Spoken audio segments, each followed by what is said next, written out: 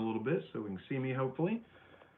And while we're getting going here, while we're getting set up, let me just run through my disclaimers that I normally run through. We got a couple people in here already. All right, give me a second, guys. Just to let you know, if this is your first time here, this is a standard weekly broadcast I do pretty much every Thursday evening. Sometimes life gets in the way, but generally Thursday evenings, 7 o'clock Central Time. And hang on a second, let me make sure I got, yep, there we're good. 7 o'clock Central Time, Thursday evenings. And I don't have a topic planned out, so this is just kind of an Ask Me Anything session. I do my best to answer all of the chats that come in through the chat itself. So if you have a question, you have a comment, leave it in there. Keep it family friendly. You only get one warning. We do have people from all different backgrounds. We have children, we have adults, we have all kinds of people coming here together. So keep it family friendly. That's all I'm going to say about that. You will get kicked out for not being that way. But other than that, ask me anything you want to ask me. Leave any comments you want to give me. I'll try to do my best to get to all of them. Let's jump into it. We've got a couple of people here already. So Trent says, if you have time, could you talk a little bit about cottontail rabbits and swamp rabbits? There are some on Craigslist close to me for sale that I've thought about. Thanks. Interesting. Well, yeah, of course I've got time. I mean, that's what I'm here for, is to talk about that stuff. I'm not real familiar with swamp rabbits. I'm real familiar with cottontail rabbits. That's what we have in the wild around here. They're a wild rabbit. Now, you might want to be careful with that. Those are probably illegal in most areas because they are a wild animal. You're going to have a permit in order to keep them. And whoever it is that has, these cottontail rabbits or even swamp rabbits that's wanting to sell them, they're a wild rabbit. They're not going to grow nearly as fast as they'll grow as fast, but they're not going to get as big as a domesticated rabbit. So if you're wanting them for meat production, you're better off getting domestic rabbits. That's going to be a better breed for you. Again, you probably have to have a permit in order to keep them. You probably have to have a permit in order to sell them. So I would just kind of steer clear of that. I'm assuming you're in the United States, but I would just steer clear of that because there could be some hefty fines that come along with that. Especially, sorry, I heard noise. I want to make sure it wasn't anything serious. Give me one moment here. Let me check something here real quick. Sounded like.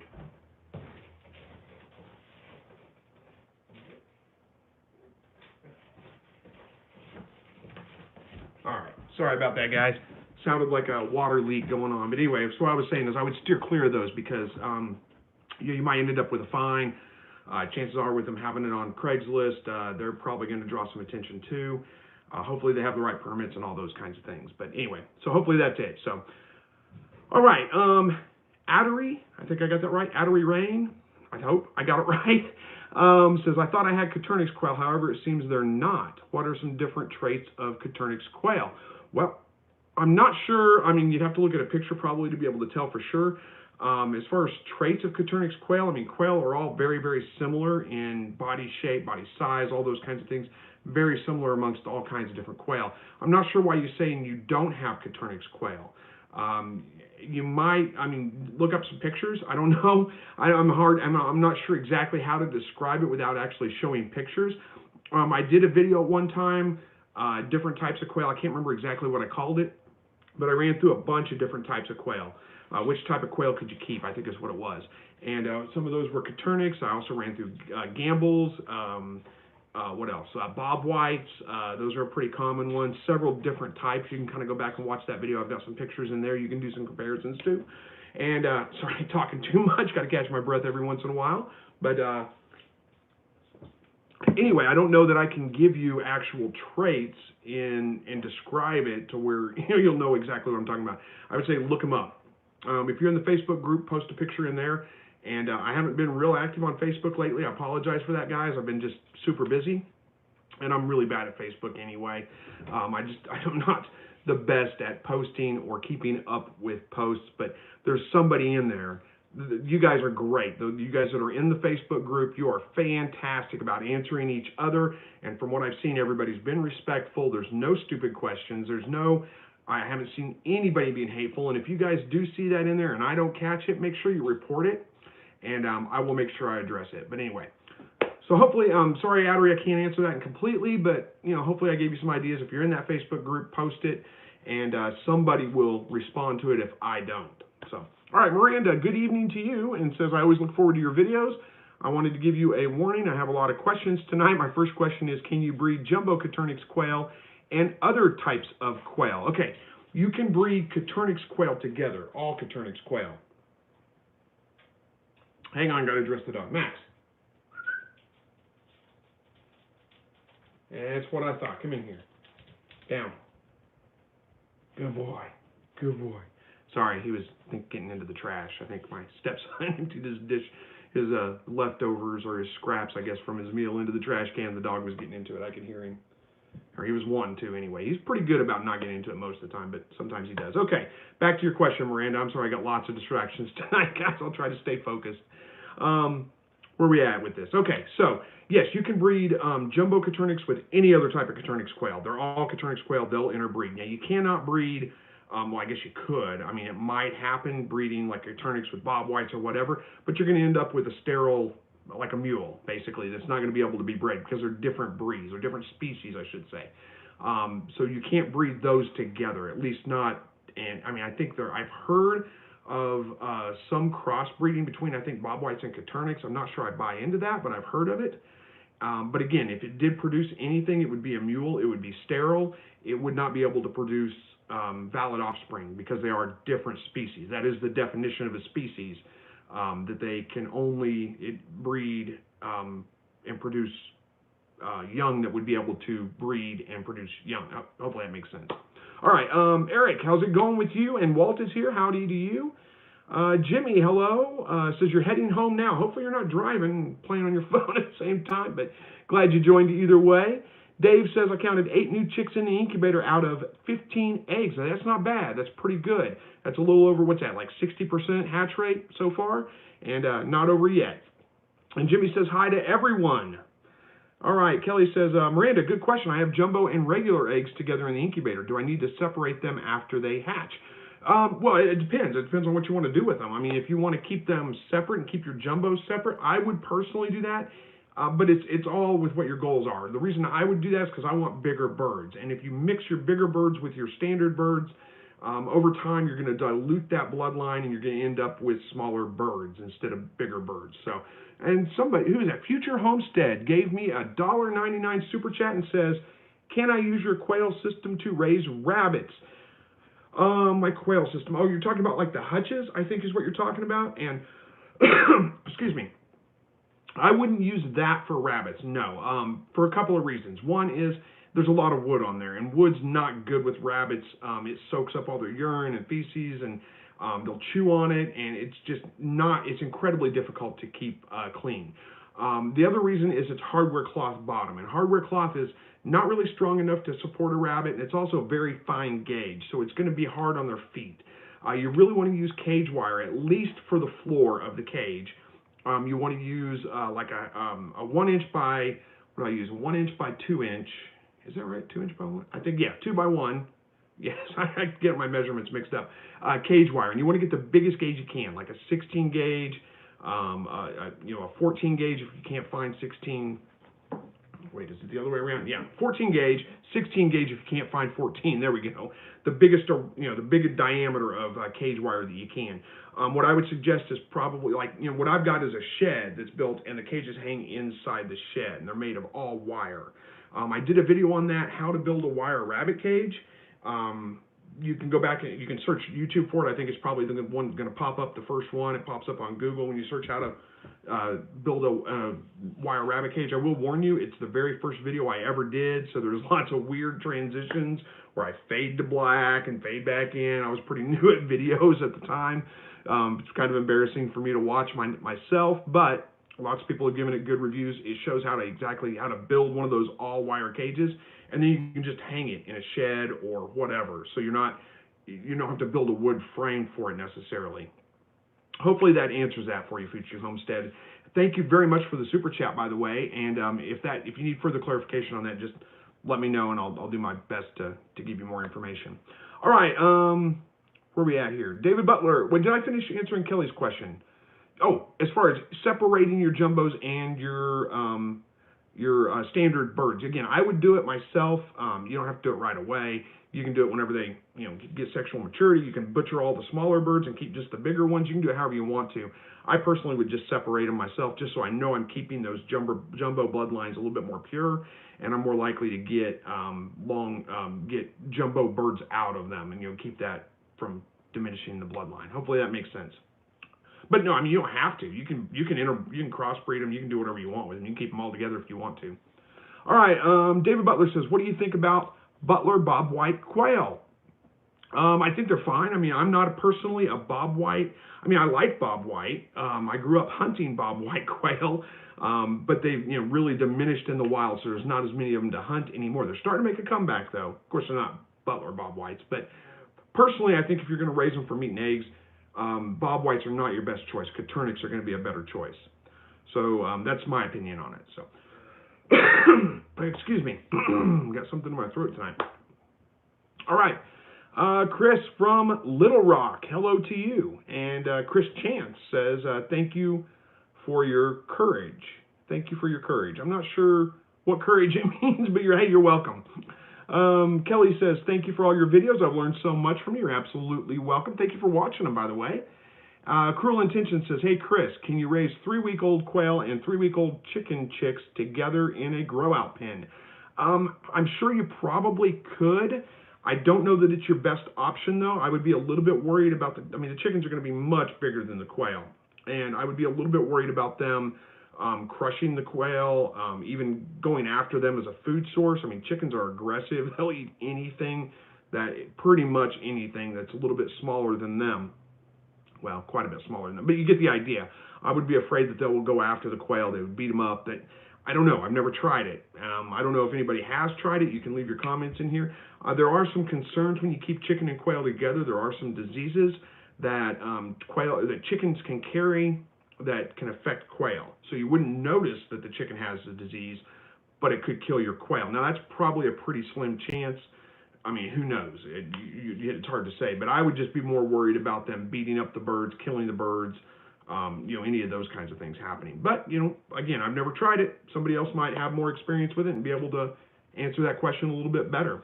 All right, Kinfolk Drum says, Kinfolk Farm, there we go, get that out right. Says, hey, pal, thanks for everything. I just had over 40 hatch this week and going to reload the incubator with 50 or 60 more this weekend. Thanks. Well, thank you so much. I appreciate the kind comments, and congratulations on your hatch. I'm glad to hear things are going well. All right. Joe Fuller says, in our recent hatch, we had 50-50 male to female ratio. That's pretty good. With your experience, is this a typical ratio, or do you often see more of one gender over the other? Yeah, it varies drastically. I mean, I wouldn't be upset with a 50-50 male to female ratio, because a lot of times I get more males than I do females. Just my luck, I think. Sometimes you get more females than males, but 50-50, that's not bad at all. And 50-50 means half and half, not 50 females, 50 males, I'm assuming. But, so yeah, I wouldn't complain about that at all. I think that's probably pretty standard. All right, Judy says, trying to figure out something. I've had about 30 birds died within the last 2 weeks, and all of them were females besides one. None of them has been attacked or anything, so wondering what I might have, or wondering if I might have. Let's see. Boy, what could that be? Let me grab a drink here real quick. There's a number of reasons why that could be, but it does sound like you've got some kind of disease, some kind of infection, something like that that's going through your flock. There's a bunch of different diseases that quail could get. Coccidiosis is one of those that you might look into. You might look and see if you can find, what are the symptoms of it. There's not going to be a whole lot of symptoms, but how you can find it. If you have a vet in your area, because you're losing so many birds, it might be a good idea to find out what it is. You might be able to take one of the, birds that recently died to the vet and have them do some testing on it. If they're not displaying any symptoms like sneezing, like runny bowels, like, those are the things you would look for. It's very hard for me to know and to be able to pick out. And I'm sorry I can't give you specifics on it, but what I would do is probably, especially if you get new birds, I would keep them isolated from your existing birds. You might get some vitamin supplements, some electrolytes, some of those kinds of things. Try try to add that to the water, see if you can get them through that. If they do happen to all die and you have to get new birds, clean that stuff very, very well. Bleach it and sanitize it incredibly well before you put new birds in that space. I mean, there's a lot of different diseases that can affect quail, but again, you would normally see some kind of symptoms like sneezing, like they're going to walk around kind of lethargic looking, eyes droopy, kind of just sitting in the corner, not moving much, not eating or drinking much. I don't know how old the birds are, but it would be unlikely if you've lost 30 birds in the last 2 weeks that they're all dying of old age. I'm not really sure exactly what it could be, unfortunately. I wish I could give you a better answer on it, but again, this might be a time where it's worth bringing a vet in because it's affecting your whole flock, and you're going to lose them all if you can't get that under control. And really, a vet should be able to test for a couple of things and tell you pretty quickly what it is, how to treat it. So hopefully that helps, and I'm sorry I can't give you a better answer. All right. Let's see, Walt says, yeah, not a good idea to grow chickens and quail together because chickens will grow faster and pick on the quail. I think you're probably right on that. Kevin says, hey, Chris, I have some quail that have been laying, I think is what you're trying to say, because, I don't know, my quail don't even talk, much less lie to me. But anyway, back to the question. I'm not making fun of you, by the way. I do the same things. I'm just joking around. So it says, hi, Chris. I have some quail that have been laying for about a month now. Recently, one set of them have been eating their eggs. Is there a reason for that, and how should I stop them from doing that? Okay, there could be a reason that they would eat their eggs, and it could range from not enough protein in their diet, not enough calcium in their diet. They're eating the eggshells. If you're feeding eggshells back to your birds as a calcium supplement, then that can sometimes trigger them to eat eggs. Now, are you sure they're eating them, or are you just finding some busted up eggs, or finding some eggs that have been like crushed? It could be that just, especially if they're, let's see, how long did you say? Laying for about a month. Well, you should be past those first eggs by now, but it could just be that you've got some weak eggshells and they're just stepping on them as they're walking around and crushing them that way, or putting holes in them. I don't know what protein level your feed is right now, but if it's below like 20%, you might look for something that's up closer to like 25%. See if that helps with that. That's my best suggestions on it. We'll see if somebody else has something else. Hopefully that helps out. Hopefully you fix the problem. All right, Jay says, hey Chris, I'm glad I caught you live. I have a semi-urgent question. Is it okay to integrate a mature flock into my 4-week-old quail's tractor? Well, it could be, yes. I've had really good luck mixing in like 4-week-old bird with full-size birds. It's gone really, really well for me, but it depends on your birds. If you've got overly aggressive birds, they may fight with them a little bit, but generally what I've found is that whenever I move younger birds in, 4 to 5 weeks old, with older birds, it's like they don't see them as a threat. They seem to kind of mix in just fine. I've had very good luck doing that. So if it was me, I would try it. I'd just watch them fairly closely, especially if you're moving the older birds into their cage. It's a new environment for the older birds, so they're going to be less likely to be territorial about it. They haven't established their territory, so to speak, yet. Yeah, I would try it. I think it would work pretty well. You just might want to watch them, keep an eye on them, make sure that you don't see any kind of like just instant aggression, like they're just going after those birds and picking on them. Keep an eye on them over the next couple of days, make sure they're not picking on them too bad or anything, and you should be fine. All right, where are we at here? Walt says it would be better off moving the younger birds in with the bigger birds. Maybe it might be, Walt. I don't know. I could see moving the older birds in with the younger birds being good too, because like I said, it is new territory for them. It's not something that they really feel like they have to defend. But either way, I've had pretty good luck doing it, so try it out and let's see. That's my suggestion anyway. Where are we at here? Kinfolk Farm of Georgia says, we had a few that couldn't get out of the egg during the hatch. Could that be due to humidity loss in the incubator? It could be due to humidity loss, but chances are it's probably just weaker birds for whatever reason, genetically maybe. If your incubator is running a degree or two too low, it can cause them to develop a little bit more slower, and they just don't get the strength to get out of the egg. Those are probably your most likely issues, unless you were just opening the incubator up a lot during lockdown. After they've pipped the shell, you open the incubator up. That can cause those kinds of problems as well. If it's just a few, I wouldn't worry about it. I would chalk that up to survival of the fittest and just go on with it. That's the way I would work with it. If it's a lot of birds, then we got a problem we need to go back and address. Another thing that can cause chicks to have a hard time getting out of the egg, and again, if it's just a few, this is probably not it. But if you've got too much calcium in your quail's diet, what it causes is a extra thick eggshell. So it makes it very difficult for the birds to pip and get out of the shell that way. But again, with just a few, I don't think that's the case. I wouldn't worry about it too much. All right, TH55269, I'm sure that's supposed to say something, but I can't figure it out. It says, what's your average hatch rate these days? Usually I'm getting close, I get anywhere from about 75 to 85, 90%. I don't keep close track of it to know exactly what my average is, but I would say it's probably in the close to 80% range. And then every once in a while you get a hatch that just does terrible for whatever reason and throws your numbers all off. But generally I'm hatching out 75 to 80% of the birds that I hatch. And I'm pretty lazy about incubating. A lot of times I put them in the incubator and I mean, it's like locked down the entire time. I just open it up, take the egg turner out and fill it with, fill the water up and go. I get better hatch rates when I'm paying a lot more attention and really, monitoring it closely. But I still get pretty good hatch rates, especially in the winter when it's pretty humid in the air. I don't even add water usually to the incubator. But anyway, Walt's helping me out here. It says a smaller gauge number is thicker wire. Yeah, I figured that out as I was saying it. Turtle loving guy says, woo, finally made it to a broadcast. Thanks for joining, by the way. Says, I had a question. Is it common for about 9-week-old quail to lay for a little bit and then stop? They started again, but one egg is normal and one has been shaped. I'm not sure what you mean by shaped exactly, but yeah, that's pretty common.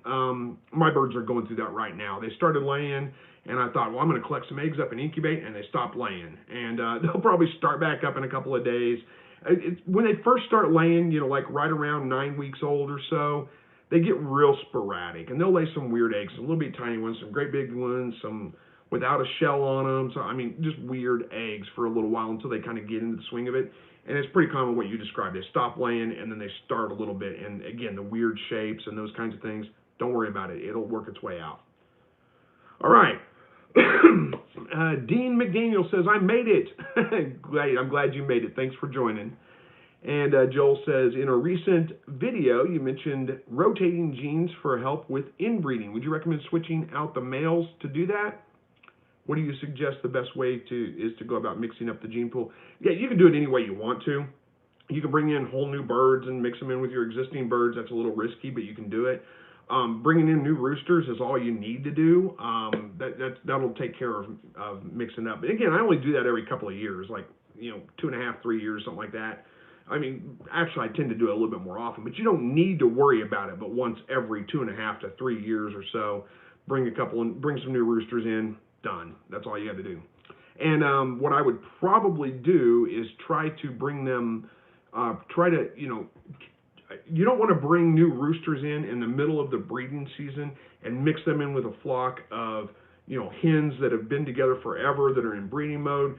They're gonna pick on that bird and possibly kill that bird. It would be better to bring in like a new rooster on the off season, or even better would be to get like a rooster that is, well, you could get a young rooster or a fully mature rooster and mix it in with some younger birds that haven't hit sexual maturity yet.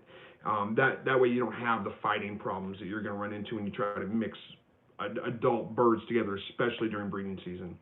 All right. Let's see where we at here. Cruel Intention says, how tall are your quail coops and what length and depth, including the sand room? Thanks for all the info. Much appreciated. God bless. Oh boy, you're asking me. I'm giving you, I think I've addressed that in video when I built them, but let me see if I can remember all the dimensions. Let's see. I think that they are 6 foot by 3 foot. I'm pretty sure that's right. 6 by 3. That's length and width, because hardware cloth comes in 36-inch rolls. That way I don't have to cut it to get it to wrap around, if that makes sense. They're 18 inches tall, roughly. The cage part is. Now, I've got them set up high enough to where, oh, they hit me right about waist. I don't know how tall that is, but that's comfortable for me to work in there. I don't have to bend over too much. I don't have to stand on my tiptoes too much to get into it. So that's about how tall the entire cage is. The roof is probably, I don't even remember how tall it is, a couple of feet, 24 inches or so above the hutch. That's just so I can set things on top of the cage, have some airflow through there. Let's see, the sandbox is probably, I don't know, what is that? 2.5 feet, something like that, wide. It takes up the entire width of it, so 3 feet by probably 2.5 or so. And that's just, I can't remember exactly why I went with that. That just happened to be the number I picked and the way I did it. So that's, hopefully that answers those questions for you. All right. Heidi Bialik, I think it is. Have you ever considered raising guinea pig for meat? Yeah, I thought about it at one time, but then decided against it. You know, there are some benefits to raising guinea pig. I mean, they'll pretty much just do everything. You don't have to worry about taking care of them for the most part. As long as you can keep them kind of contained somewhere or whatever, and you have enough room for them. I mean, they'll feed, they'll have their babies, they'll raise them all on their own. But it does take a very long time for them, and they don't have very many. They have like 1 or 2, and it takes a while for them to get up to size. So I decided against it. I just didn't need anything more. But I did think about it at one time. Hey, Mr. Shack is from London and watching here. Says, watch your channel all the time. Very helpful with my startup. Fantastic. I'm glad to hear that. Thanks for joining the live broadcast, by the way. All right. Miranda says, we currently have 2 different age quail in one cage with a divider. The divider is wire. They can see each other. Do you think it would be doable to eventually put them together in one cage without the wire? Yeah, I think you probably could. 2 different age quail in one. Yeah, I think you could probably put them together. You know, if they're living that close to each other and can see each other, they're probably going to be fine to go ahead and just mix them together. But you may want to watch them pretty close because, again, it is summertime. At least if you're in the United States, it's summertime. We've got long days. That means they're in the breeding season. They're going to be a little bit more aggressive than normal. But again, they've almost been in the same cage in a sense already, so they may be very much used to each other. I think it would be fine to go ahead and put them together. If not, if you can wait till wintertime if you want to, when they stop their breeding and move them together, and that might work out a little bit better. Hey, Joanne is here. Hello to you, Joanne. Thanks for making it. And Kelly Lamb says, I seem to have a problem with birds getting bumblefoot. I have metal fabric so the droppings can fall out. What should I do? Interesting. I don't have big problems with that. In fact, I hardly ever, if ever, have had a problem with bumblefoot. You might check the wire, see if there's some sharp edges somewhere around there. It could be the brand of wire that you got. Maybe that's causing some issues. Bumblefoot is usually caused by, they get some kind of cut or something like that in their foot, and then they get something in there, like a splinter, like a grain of sand, whatever, that causes an infection of some kind. That's usually what causes bumblefoot. It could be, it's basically a staph infection. So, it could be that you've got some kind of bacteria in there as well, and just a good cage cleaning might take care of that. You're going to have to probably clean it fairly regularly until you get, all the bumblefoot cleared up, and then you should be okay. But yeah, I would look for to see if there's any kind of abrasive edges or any of that kind of stuff that they could be scraping their feet. What are you doing? Dog's walking around. Caught me off guard there for a second. Sorry, got distracted again. I would look for those kinds of things. Sharp edges, sharp places on the wire or something like that where they could be cutting their foot that's causing it to get debris in it and get it infected. Those would be the things that I would look for. Hopefully that helps. All right, Eric says, hey, Chris, just wondering if you still have any Celadon quail egg layers. I don't think I do. I might, but I don't think any of the ones that I have right now are Celadon. They just started laying. They kind of quit laying, so I'll find out as time goes on. The Celadon eggs were pretty cool for a little while, but after a while, it's just like any other egg. It's not really that cool anymore. So I don't really put that much attention into it. It was a neat thing, but I'm not worried. If I have them, I have them. If not, great. It doesn't matter. All right, Jennifer says, is it okay to mix my laying hens with my 4 to 5 month olds? Well, if you've got 4 to 5 month old birds, they should be laying as well. It goes just like mixing birds together. You're going to have, it's tricky to mix adult birds together. If you've got laying hens that are laying already, that means they're sexually mature. 4 to 5 month old birds will be sexually mature as well. You go to mix those together, you're probably going to have some fighting. It depends on the birds. They may not be real aggressive. They may be more aggressive. So it's a little bit tricky to do. I've done video on that before on how to kind of mix them together. You might try mixing them in at night. I've had several people tell me spray them down with vinegar, not straight vinegar, maybe half and half, vinegar, water, and spray them down, all the birds down. Supposedly that does something about their smell, but I don't think birds really have much of a sense of smell, so I'm not sure why that would work. Maybe it just shocks them so much that they're like, holy crap, what's going on? I don't know. You might try that. That might help with mixing them together and not having the fighting problems. You might try to, what I suggest is always trying, if you have the ability to do it, is mix them in small groups. So don't put all your new birds in with all your old birds. Take 3 of your new birds or your breeders or whatever they are, and 3 or 4 of your other birds. Put them together in one cage and mix them up a little bit that way. So there's just as many new birds as there are existing birds, if that makes sense. And that might help a little bit with that as well. But again, watch them pretty close if you do. It's okay to put them together. Just watch them real close and make sure that, unless you're not worried about it. A lot of the times when you mix birds, they do start fighting. They may even peck at their face a little bit. But it's not really that serious, and they get over it, and nothing happens. But then again, sometimes they peck out their eyes, and they end up killing other birds. It just depends on your birds and how aggressive they are. So I'd watch them pretty close, keep an eye on them. Don't panic if you see just a little bit of fighting. It's pretty common, and usually like I said, quail recover pretty well from that, and usually they just work it all out. That's what happens eventually. All right. Joanne says, thumb up all, please. Well, thank you so much. I appreciate it. Crypto Millionaire made it today. Good to see you. I'm glad you made it. Heidi says, I raised some Cornish cross chicks with quail chicks, and they got along splendidly until 10 chicks suddenly turned on a quail chick like a pack of piranhas. It was over in minutes. Yeah, that would be my concern with them, too, is that they may just work just fine, and all of a sudden the chickens decide, hey, that looks like food, and then go after it. If you've ever seen a chicken with a mouse or anything like that, they are vicious. So, yeah, that would be my worry about it as well. All right, Dave says, those 10 chicks that are as old as it takes to hatch new chicks, 18 days. What? Okay, those 10 chicks that are as old as it takes to hatch new chicks, 18 days, but is it possible 10 out of 10 can be hens? What are the odds? Well, I guess it's possible. Boy, that'd be some good luck, wouldn't it? I'm not sure what you're asking me. Those 10 chicks that are as old as it takes to hatch new chicks, 18 days.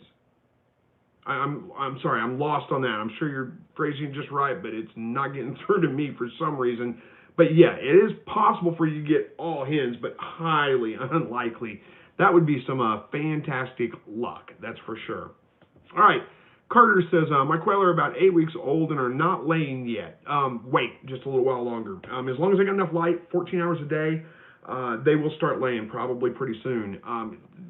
8 weeks is the average. Most of the time they start laying by 8 weeks, but some birds go a little bit longer. You may start getting a couple of eggs, and then they stop again for a little while. Just give them some time. They should start laying pretty quick. All right. Walt says, bird die of change feed, clean feeders and waters and water lines. That's a good point, Walt. I didn't think about that. That may be, who was it that we were talking about the quail dying? Was that, I don't think that was Jennifer. No, that was, I've lost track. I can't keep track of who said what. So who was you? You lost 20 birds. It could be a mold issue. Check your feed. Make sure that if it got wet and if it molded, that can definitely kill your birds. So that would be what I would check. And Walt's got a good point. Clean all your feeders really well. Clean your watering system really well. It's unlikely that you've got like mold issues or any of those kinds of things in the watering system, but it's good precautionary anyway to take care of that. Good point, Walt. Thank you for that. All right, Walt says 8-week-old birds are just about to start laying. Yep, I agree. Just about. Give them some time, they will lay, more than likely. All right, Turtle Loving Guy says, I recently bought 4 one-week-old quail, and one of them is having very runny, horrible, smelly droppings. Any clue what it might be? Boy, that could be, let's see, 4 more week-old quail. Week-old quail. So, okay, very runny, horrible smelling. I would isolate that bird from the rest of the birds because it does sound like there's something wrong. You don't know if it's going to be, a bacterial infection. You don't know if it's a disease of some kind. It could just be something as simple as stress from moving them and all those kinds of things. What I would treat them with is, again, get some kind of, vitamins, electrolytes, add that to the water, but I would isolate it from the other birds. So if it does have something, it's not passing those on to the other birds. Chances are it's just stress related because you just got them, and giving them a little bit of, like I said, some vitamins or electrolytes in their water will boost their immune system a little bit, help them get through that and get over it, and then you're going to be fine. But that would be, what I would check with. All right, Future Homesteader says, how do I get my quail to lay more eggs? They are about 4 months old and have stopped laying. Walt says stress or heat turns off laying, and that's true. And it looks like there's a little bit of conversation going on between you guys. So do I put a fan on them? And Walt's asking, how hot is your coop area? A fan would help in hot weather. So, yep, there's a couple of things there. Okay, the other things with birds, generally, like Walt says, stress will definitely get them to stop laying. And stress can be, you recently moved them to another hutch, or you're moving them around a lot. There's some kind of predator that's coming around and stressing them out. Any number of those things can be stressful for a bird and will cause them to stop laying. What else was I going to say about that? Light is the number one issue when birds lay or don't lay. They need about 14 hours a day of light. Now, where I'm at, we're still okay on the amount of hours a day or hours of light per day, but it is starting to decrease. It's starting to drop a little bit. So I don't know what your setup's like. You may have to add some artificial light to extend the day a little bit. That might get them laying as well. And like Walt said, you can put some fans. Don't put the fans where they're blowing directly on the birds. Put them where they're just circulating air, moving it over the birds, not on the birds. You don't want to blow, right in their face the whole time. So hopefully that helps. All right. Chris Derry Rose Elrod. There's a couple of Chris's in here. There's always Chris's. Everywhere I go, there's another Chris. It says, how do I prepare my hutch for winter? Well, I don't do much to mine for winter. I take down my automatic watering system because it'll freeze up. I switch over to, basically what I use for feeders, I use for water. And that's really about it. Mine have a place they can get out of the wind. So as long as you've got a wind block, I've got a sandbox in there they can get in, they'll be completely out of the wind, out of the weather. I've got a cover over the top part of that hutch. It's just a clear plastic cover, clear like plastic sheeting, so it keeps the weather out, it keeps the wind out, those kinds of things. So they can get in there and get out of the wind. They do just fine. They're incredibly cold hardy, and that's probably all you need to do. Give them a place to get out of the wind. Switch out, make sure you provide them with lots of water because water freezes. So I take water out a couple of times a day when it's below freezing. All right. Joel says, what is your favorite food to can? I personally love salsa and relish. I don't like relish all that much, so I don't ever can relish. I like pickles. Pickled okra is one of my favorites, and I don't ever seem to have enough of it, so that's probably my favorite food to can. I don't typically can salsa. I can tomatoes, and then whenever I open them up, I make whatever I want with them, whether that be salsa or tomato sauce or whatever. But yeah, I don't know. That's a good question. Let's see. Pickles are pretty easy, so that's got to be one of my favorites. You can just water bath can them, so they're pretty simple. Anyway, all right. Where are we at here? Future Homesteader says, I would assume the same as its side here in Texas between Houston and San Antonio, so I would say about 95. Oh, you're talking about how hot the coop is. Okay, yeah, 95. We're in the 90s here too. 95 is pretty common around here. I know everybody in Texas thinks it doesn't get hot north of Texas, but it does. Trust me. It gets just as hot. It's just as humid here. It just doesn't stay that way for as long as it does in Texas. But I don't know. My birds typically lay even through 95-degree weather. But there could be something else going on. All right, Judy says, I have seen runny bowels and them acting like they didn't want to be very active at all before they die. Okay, this is the one we're talking about. I think, Judy, we had you with the 20 birds that were dying, right? I think. Yeah, that's it. Okay, good. Sorry, I had to scroll back up, make sure I was talking to the right person. Yeah, it sounds like there's definitely something going on. I'm trying to rack my brain. I can't remember. There's a pretty common illness that affects poultry and quail, and like runny bowels is pretty common part of that. So it could be, well, I mean, it could be anything. I'm not even going to guess at that. And even if I did know what it was, I wouldn't be able to tell you exactly how to treat that. Those are things that are probably going to require some antibiotics. You probably have to get a vet or an animal hospital or somebody like that involved. Just to, if nothing else, just identify what the issue is so you can treat it, so you can get, identify the treatment. And you may have to go through them to get the medication as well. I'm sorry I can't give you better information on that. All right, Gretchen says, I finally caught you live. Thanks for all the hard work. Well, thank you for the kind comments. I appreciate it. And thanks for joining the live broadcast. All right, Giant German Angoras is here. Hello to you. Leap is, Lee P, sorry, not Leap. Lee P is, says, UK watching all the best, mate. Well, thank you so much. It's got to be like 1 o'clock in the morning there or something. So you're either up really early or staying up really late. Either way, thank you for spending your time with us at, middle of the night. I appreciate it. Ulrich Stuck says hello to you. And Giant Angora says, getting ready to camp at the ocean for a week in an RV. Well, that sounds pretty nice. Have a good time. Walt says, rather than trying to integrate old and young birds in a tractor, why not build a new tractor? Well, you could definitely do that, Walt. That's not a bad suggestion. Gary B says, hi, any concern power failure caused temp drop on quail incubator for about 40 minutes? Think drop below 90 degrees. I wouldn't worry about it, Gary. I mean, it depends on a little bit on what time. Walt's saying the same thing. 40 minutes should not be a problem. I wouldn't worry about it at all. You got to think, when a bird is hatching their eggs, they have to get up from time to time and move around. They have to go eat. They have to go do something. They're not constantly sitting on the eggs 24 hours a day for, 14, 15, 18 days. So, 40-minute drop is, I wouldn't worry about it. I think it's going to be fine. Joanne says, it were to move older in with the ring quail. It were to move, I'm not sure what we're saying there, Joanne. Are we answering Walt's comment about why not build a new tractor? Well, yeah. If you want to move them all together in one tractor, do it. If you want to build a new one, do it. I mean, either way should work pretty well. Ulrich says, hopefully I'm pronouncing that right. Is it Ulrich or Ulrich? I'm going to call it Ulrich. Hopefully it's right.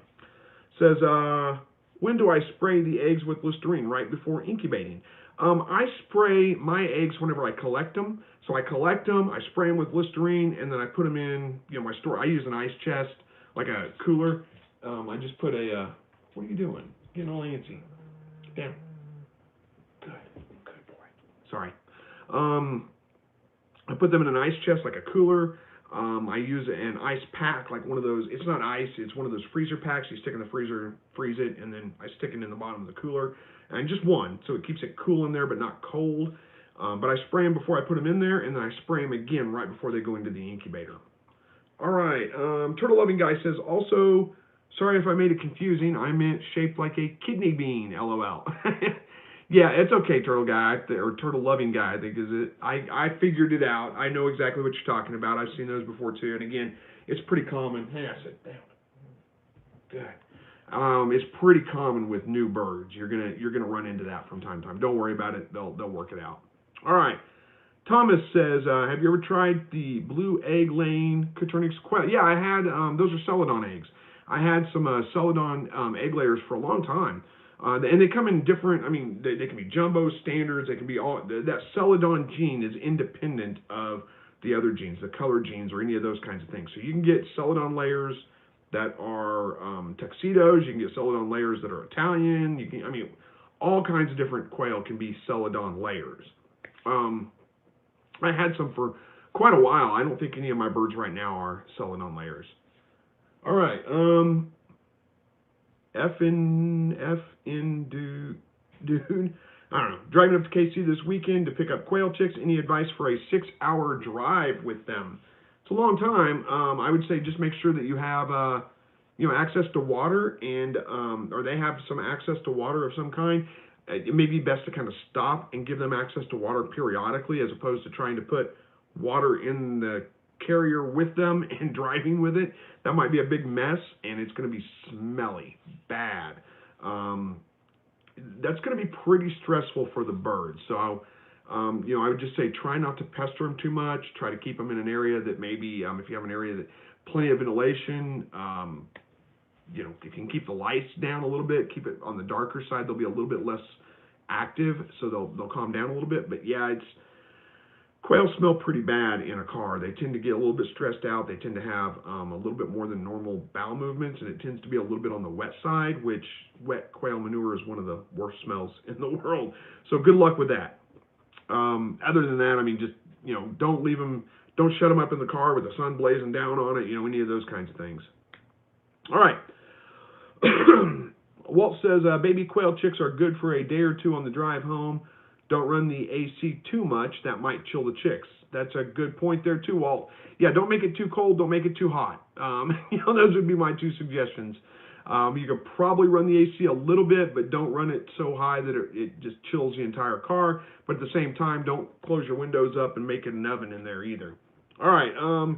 Mark Meyer says, good evening, Mighty Zen Master. I don't know about that, but says, recapping last week, my bob whites are baking or freezing in my incubator with the Keotech temp controller. Will be on lockdown since Monday and no chicks today. So they're either baking. Okay, so your temperature controller's not working very well. I'm sorry to hear that. I'm not familiar with the Keotech temp controller. Max, here, go, down. Good boy. Sorry, guys. I'm working with dog training a little bit. He's a good dog. He minds really well most of the time. But I got to remind him every once in a while that he's got to listen. So I'm working on that a little bit with him. He's being good. He's a good boy. All right. So, I'm not familiar with that temperature controller, Keotech temperature controller. It sounds like you may need to invest in a different temperature controller or just an incubator, one of the two. No chicks since lockdown, and lockdown was Monday. This is Thursday. That's not a good sign. Give them a couple more days. Oh, you're already saying it. You broke down and ordered the hoverbaiter. Okay, enough said. You'll have much better luck with that. So good luck. All right, Mark says, hi, Chris. Wondering if you ever dealt with sore hawks. What treatments do you recommend?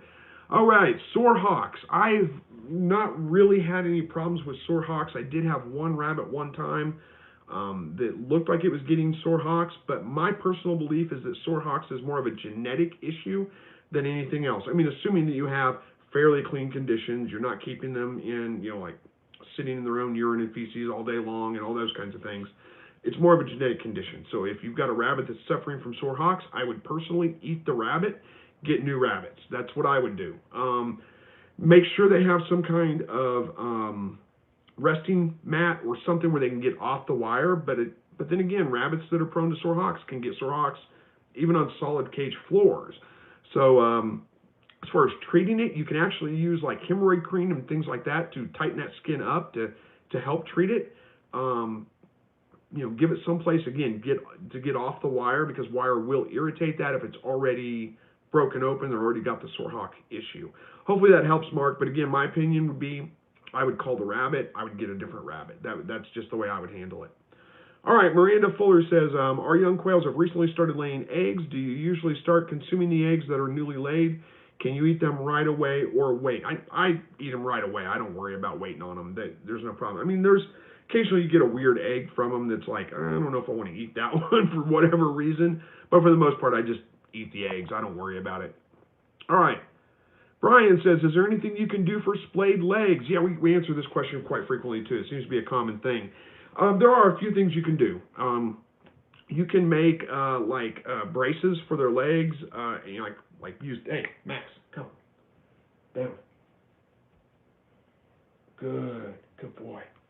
You can make braces for their legs, out of a medical tape or something like that. Little thin strips that you use to kind of hold their legs underneath them. It's probably easier to go ahead and use something like a shot glass.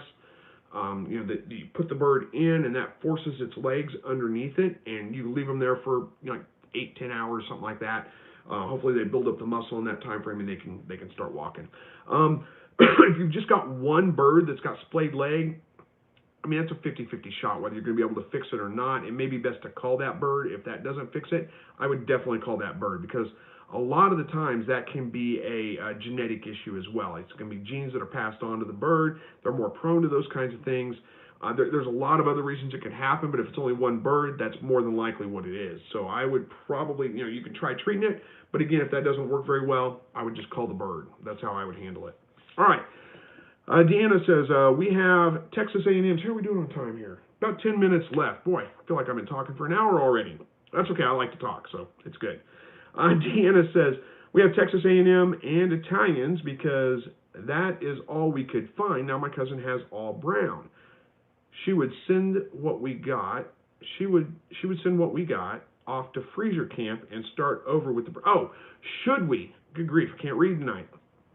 Should we send what we got off to freezer camp and start over with the browns? It's up to you. I mean, if you want to do that, definitely, that's an option you can definitely do. Me personally, I do like the browns a little bit better for a couple of reasons. One, I do find them to be a little bit less aggressive. They seem to be a little bit more docile. Also, you can just look at them and tell that's a rooster, that's a hen. And you don't have to event sex them, you don't have to do any of that kind of stuff. So it's just much, much easier in my opinion. Now, especially if they're jumbo birds, that's what I would go with is jumbo birds. If they have them, then yeah, definitely if you want to. Now, what you may want to do is if she's giving you young birds, for example, is you may want to wait to process your existing birds until your new birds get up to laying size and start laying and start producing for you. But yeah, it's up to you. I can't tell you whatever you want to do it. I can't tell you should do it, because if you want to keep Italians and A&Ms, there's nothing wrong with those. They're fine. Keep them. All right, Chris says, how do I prepare my quail hut for winter? I think we already answered that one, didn't we? Was that you as well, Chris? Anyway, I'll answer it one more time because I think we already did, but I can't remember if it was you or not. It may have been somebody else, and you may not have heard the answer. All I do is take the automatic watering system down, change over to, I use like what I use for feeders, or like Tupperware containers with holes cut in the sides for them to stick their heads through. That's what I use for water. I take water out to them a couple of times a day. Really, all I do is give them a place to get out of the wind. They can get in the sandbox, they can get out of the wind, completely protected from the weather. That's it. That's all I do. They're incredibly cold hardy. All right, fishing with Nunez. It's probably Nunez, isn't it? It says, is it normal for my quail to be laying 2 eggs a day? Not really normal, but it does happen from time to time. It's probably not really 2 eggs a day. It's probably, their egg cycle. I mean, they've got several eggs inside them. It's not like they develop the egg and then lay the egg the same day. It takes a little bit of a while for it to work through their system. So they probably have it just happens like they laid one maybe in the morning, one at night, and it looks like 2 in the same, which it kind of is 2 in the same day, but I would say you don't expect to get that from them on a regular basis. And let's see, Conkle City Farm is from India and is here. Well, hey, thanks for joining us all the way from India. I appreciate that. Almost had a chance to go to India once, but never made it, so it'd be a place that I would like to visit someday. Walt says, A&M are thugs. Send them to freezer camp now and have the source of brown. Yeah, well, that's probably good advice there, Walt. They are kind of, my opinion, or my experience with them is they are mean little birds. They are the most aggressive of all the quail I ever raised. Now, it may be specific to the ones I had. I didn't have them very long because I was like Walt said, these guys are thugs. They're going to the freezer. But again, it's up to you, however you want to do it. All right, Kelly says, I have onions still in the tray I bought them in. I never had a chance to plant them. Is it too late to put them in the ground? It depends on where you're at. You're going to have to look at like what your average first frost date is and see how much time you have. Our average first frost date is like October 15th. So let's see, this is August. We got August, September, October. Most onions, I want to say, are like 90 days to mature, roughly. I might be able to get away with that because although our first frost date is middle of October, onions can handle a light frost pretty well, and we usually don't get super cold until like December, January. So it's possible. Of course, that's probably going to extend the growing season or their time to mature as well, being a little bit on the cooler side. But then again, if you get them established really well before winter hits, a lot of times they'll just come right back up in the spring, and then you've got onions in the spring. So, I mean, I would say try it. Why not? I mean, onions are pretty cheap. So, I mean, it's not like you're going to have a huge loss. I don't know what your area and what your climate is there, so I can't tell you if it's too late or not. I've got some onions I'm thinking about planting out for the same reason, just to see how they do. And I mean, if nothing else, you can get green onions out of them. They'll, they may not form a great big onion head on the end, but you get green onions, and I like the green onions quite a bit, so that's good. All right. Where are we at here? Deanna says, we hatched out 20 out of 40 in a rush lane cooler baiter. I'm not sure what that is, a rush lane cooler baiter, huh? And then 27 out of 40 in the same cooler baiter. Well, that's not bad. I mean, that's a 50% or a little bit better than 50% hatch rate on most of those, so not bad. I'll go ahead.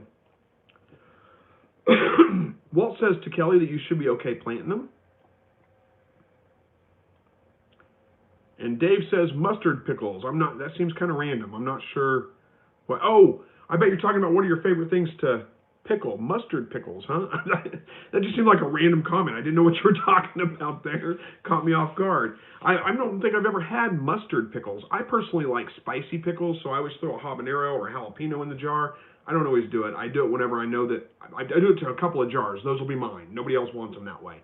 But yeah, habanero pickles, the best. Better yet, I'm making my mouth water talking about it. Better yet, habanero pickled okra. Oh, man, that's so good. All right. Adam is here and says, I'm late. How y'all doing? Well, we're doing pretty well, I think, most of us. And I don't know how long you've been in here, but yeah, it's getting late. But hey, better late than never. Glad to see you here. LLJ is here, says, howdy, Chris and all. I'm confusing myself. I'm planning on building a 15-foot long cage with 2 dividers. What gauge wire should the floor be, please? Are you talking about a quail hutch? Quail are fine on just hardware cloth. If you're talking about rabbits, get the biggest gauge you can get. Well, the smallest number gauge you can get. So 14 if you can get it, 16 if you can't. I wouldn't go below 16. So I wouldn't go with like 18 or 20 or any of those. 16 or 14, I don't think you can ever find 12 gauge wire and cage wire, but sometimes you can find 14. All right. Deanna says, canned tomatoes in chili. Yeah, you guys are talking about the favorite things to can. Canned tomatoes in chili. Oh, are you using canned tomatoes to make your chili? That's very good. Or are you talking about canning the chili that you made with tomatoes, which you can do, wouldn't need a pressure cooker. Personally, I don't like canned chili all that much. So again, I just can tomatoes, and then I make whatever I want out of the tomatoes when I open them up. All right. Mike Tastic says, hey, Chris, one of my female quail is developing bumblefoot. Is it a big issue for quail's health? Does it affect her laying, and how should I treat her? Thanks for the amazing content. You know, somebody else has to comment about bumblefoot, and I just realized, I think I talked about well, you know, you said you had problems with bumblefoot. I think you know how to treat it. Okay, let's talk about how to treat bumblefoot. Again, bumblefoot is an infection. It's usually caused by they get a cut, they get a splinter, they get a grain of sand in their foot, you know, whatever. They get some kind of foreign object in there and it causes an infection. So the first thing you need to do is to remove whatever foreign object is in there. And think about it as like getting a splinter out of your hand or whatever. It may be tiny, tiny, tiny. So you're going to have to remove it. That's going to be a little bit tricky to do. You may have to cut the foot, you know, cut the whatever, you know, this should be whelped up. I mean, you should be pretty obvious where it is. You may have to cut that open a little bit, you know, get whatever's out of there out. Then I would treat them with some kind of antibacterial. Don't use anything with pain reliever in it, just regular triple antibiotic. Max, down. Good boy. Just anything with like a triple antibiotic. You know, clean them up. You can soak that in an Epsom salt bath, and that'll help a little bit with it. And try to keep it clean. It's basically a staph infection. So you're best off treating it with some kind of antibiotic ointment. But again, don't use one with pain reliever. You can just go get like Neosporin. Just don't get the one with pain reliever. Hopefully that helps. All right, Walt says, how many people in South plant onions in fall, mulching prior to freeze? Many people, not how many. Many people in the South plant onions in the fall, mulching prior to the freeze. would help. You can harvest in spring and then plant a second crop of something else. That's a good point, Walt. If you're in the South, you can probably get away with it pretty easily. I can probably get away with it pretty easily. Here, I always say Southwest Missouri, we're almost southern, but not quite. But I can probably get away with it here. Another thing you can do is put low tunnels over them, and that'll probably get them through, even if it gets really cold. Just a PVC frame. What I do is I drive a piece of rebar into the ground. I cut them down, so I'm not driving a 4-foot piece of rebar, but just little stakes basically, and drive them into the ground where they're sticking up a little bit. Put a I guess it depends on the size of your rebar. I think I'm using 3/4 inch PVC. It slides right over the rebar. Make a big hoop. Put another one on the other side. Slide it over, and then clamp some clear like 6 mil plastic sheeting to it, and make like a little greenhouse basically. And I've grown spinach. I had spinach bolting in like January. It was like 20 degrees outside, and the spinach in there is bolting. They work pretty well. They do a good job.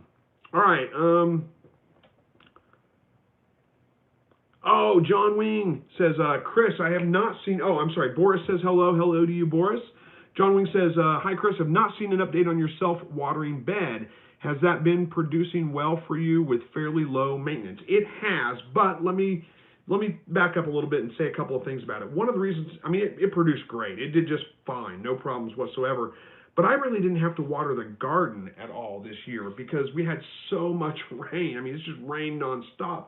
It's raining out right now. It rained yesterday. It's going to rain for the next 2 days. We had a little bit of a break for it the last couple of weeks, but good grief, we've had rain this year. So I haven't had to water anything. I can't really say it's because it's a self-watering container that I haven't had to water. Also, I think there's a leak in there. I don't think it's holding water. It just doesn't seem to be, like when I fill it up with water, it's full, and then I go back the next day, and it takes just as much water to fill it back up. So I used 6 mil plastic in there as kind of an experiment. It seemed to be just fine, but I think once I got all the dirt and stuff in there, it probably put a hole in it somewhere and it leaked out. So I'm going to have to probably after the end of the season. I've got carrots in it right now, they're sprouted. They're about that tall right now. But I think I'm going to have to probably tear that all down and find something else to line it with. I was trying to avoid buying like a pond liner or something like that. I've been watching Craigslist, seeing if somebody's getting rid of a pool or a pond or, pond liners, any of that kind of stuff I might be able to line it with. But who knows? We'll see. I also toyed with the idea of, like another type of container, like maybe, like every once in a while you'll see somebody on Craigslist giving away pond containers, like those preformed plastic ponds are usually about, that deep or something like that. Well, I can just set that down in there, and that could be my water reservoir. I'd have to run a hose into that, which is fine, I can do. And then, that would work just fine. I wouldn't need a whole, hopefully that makes sense, my thought on that. A container in a container, and the container inside would be just the one to hold the water. But anyway, who knows? We'll see. If I come up with something new on that, I'll probably do an update on that. Sorry I haven't posted again about that yet. All right, Giant Angora says, we are a cold state. Yep, well, lots of places are. Anywhere north, it's going to be cold in the winter. Ulrich says, you're amazing. Thank you. Well, thank you. Don't give me a big head or anything. I'm glad I can help, though. Oh, you're Washington. Yeah, Washington can be kind of cold. Where are we at on time? Oh, all out of time. Let's see. We've got a couple of things here. Let me skim through. Problem with birds being with a chicken. I had a smaller rooster. To get bigger. I'm not sure. I'm just skimming here. Something about letting something go. Rooster, let a rooster go in the yard. Okay, I'm gonna have to skip that comment for now. Sorry, Judy. Can I feed quail fodder instead of grain? Sure, you can. That's probably another topic I'll have to address at another time, guys. All right, I gotta quit reading the comments. I gotta get off here. I got some things to do before bed. Eat dinner. Spend some time with the family. So sorry I didn't get to everybody's comment this week. Do the best that I can. Thank you guys so much for joining me tonight. I look forward to this every single week. Hopefully we'll meet again next week. Let's see, here in a couple of weeks, I'm going to be on vacation. So I'm not sure how I'm going to handle things there. Maybe without a video. I've got a family reunion coming up. And then my wife and I are going to we're going to family reunion for the weekend, like Friday, Saturday, Sunday. And then I've got the next week off work. And we're going to go to Cancun for a week. So we've got a big vacation coming up. I probably won't do live broadcasts. That's the week of like September 7th. I think that's a Saturday through the following week. And and there is a homesteading conference coming up in Neosho, Missouri on the 6th. Living Traditions Homestead will be there, and they'll be speaking. I plan on making it down there that day. But that's it. So if you guys are close by, you might stop by on Neosho, Missouri on September 6th for the homesteading conference. Anyway, that's it. I got to get off here. Talked too much already. Thanks again, guys, for joining me. I appreciate it. God bless each and every one of you, and hopefully we see you all back here next week. Take care.